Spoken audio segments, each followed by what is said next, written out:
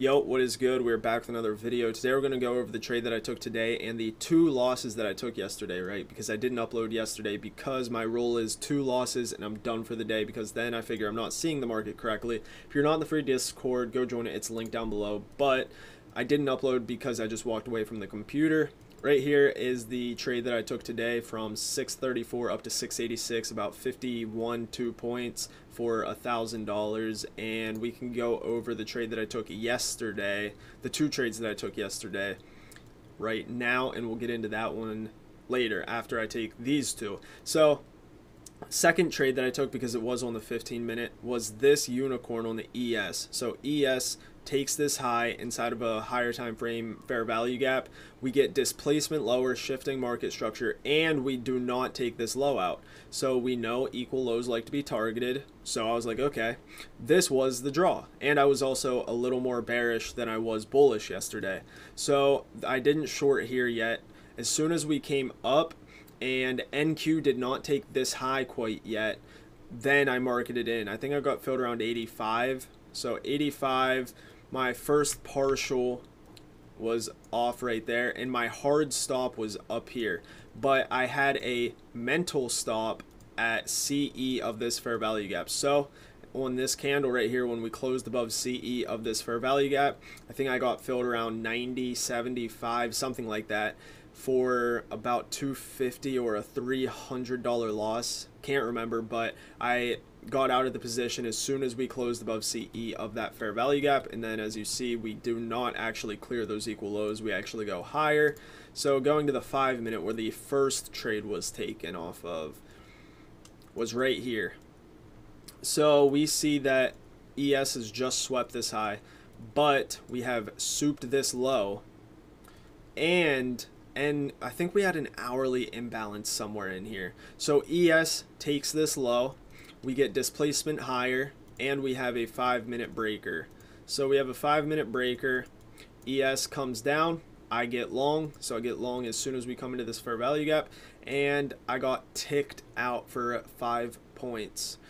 I think I had it right up here, right below this wick. So I get stopped out to the tick, then we run, but the thing is, the good thing is I didn't get my full TP. So I would have had my stop at break even after we take this high.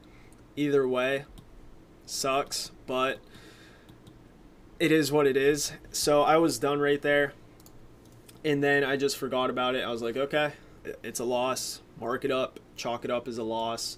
We'll come into tomorrow with a new mind. So looking at NQ, and the reasoning for this trade today was going to the hourly. We see huge displacement lower. Right, this is obvious. This was a fill for a gap. This obviously is a higher time frame fair value gap, like a 4-hour. See, 4-hour, and then we get this 4-hour close. So I'm like, okay, we might want to run higher, because this hourly closes in what would have been an hourly fair value gap. So I'm like, okay, probably want to go higher. We're going to see how ES reacts here. So I wait. CES close above this fair value gap. So what's that mean? The next high becomes the draw. So this high is now the draw for the ES. So going down to the 15-minute chart, because that's where I took the trade, we see this first 15-minute get respected. I'm not taking a trade yet because we still had that hourly imbalance on the ES forming. So get this displacement up, and right here at this candle right here on the ES is where that hourly will close above this fair value gap, and that is where I took my position. So why? We have a 15-minute breaker, also a 15-minute fair value gap. Yes, we did just take buy side, but remember, the external draw on the ES is the draw. So just because the external draw is higher, that means we are still going to be going higher. It doesn't matter that NQ has already taken that fair value gap. Also, if you hear my niece down there, it's my niece. Just ignore it. So right here, we get filled out on this 15-minute breaker, 15-minute fair value gap. Also, if you see buy side or sell side get taken and we form a higher time frame PD array like a fair value gap, it usually means that we want to continue higher. This was my, actually no, that wasn't my PT. My PT was here to here. So notice come into -2, we accumulate, turtle soup this low, expansion higher. I get filled right here. We actually test this 5-minute unicorn as well. I didn't know if we'd get down there or not, so I was okay to risk that 15-minute. This was my TP, this -4 standard deviation.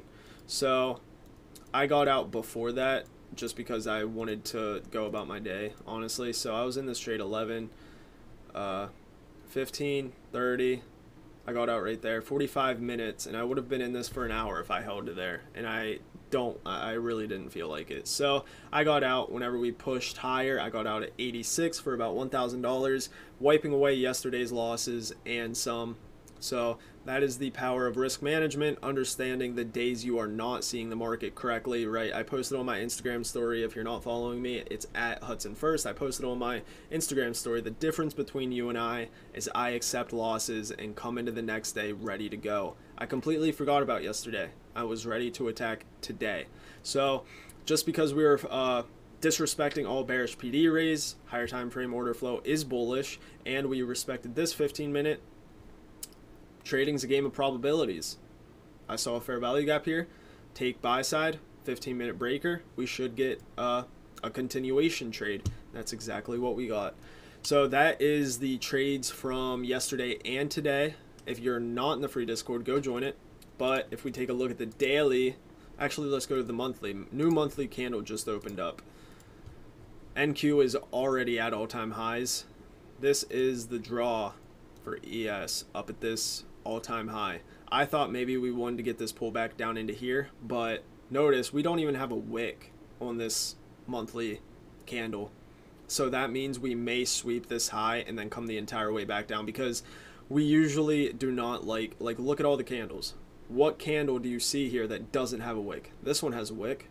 All of them have wicks, because higher time frame candles do not like to form without wicks, because power of 3, we like to accumulate, have manipulation, which are the wicks, right? Wicks are manipulation, and then we like to reverse and then do distribution. So we could see this becoming power of 3, taking out this high and then coming down to wick for the wick and then distribute down into these fair value gaps. That could happen. I'm not saying it will. I'm just saying that is a possibility.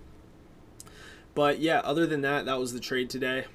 ES closing above this hourly imbalance. Next high becomes the draw. The external level on NQ was this high after we get this displacement higher. So pretty straightforward. After I got out of the trade, I messaged the Discord and said 735 is your target, but I'm getting out here. I like the gains, and it's a Friday, and it was NFP. So I'm just going to take the profits here. That was the trade.